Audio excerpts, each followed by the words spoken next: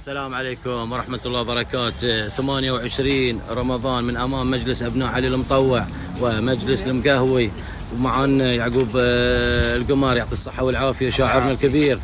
اليوم تحت رعاية معالي السيد أحمد بن سلمان المسلم رئيس مجلس النواب. مبادرة فطوركم علينا، شو تقول فيها اليوم تاريخ 28 رمضان؟ أولا نسلم عليكم ونقول لكم نحييكم من مجلس أبناء علي المطوع. نعم. مجلس أبناء علي المطوع ومجلس المقهوي يشكرون معالي رئيس مجلس النواب أحمد بن سلمان المسلم على هذه المبادرة الطيبة، اسمها مبادرة فطورك علينا.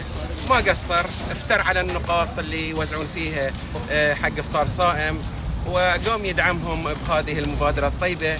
لكل الشكر والاحترام، وشكرا يا ابو سلمان. ما قصرت يا ابو سلمان، يعطيك الصحه والعافيه، جزاك الله خير.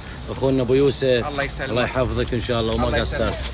وما شاء الله اليوم الاجواء على كيفك يا نعم. ابو يوسف. وندعي للبحرين. اي نعم. هذه البحرين بلاد الخير، بلاد الخير يا بلادي، يا ديرة هلي واجدادي. اجدادي هذه البحرين. جزاك الله خير. حياك. تسلم تسلم.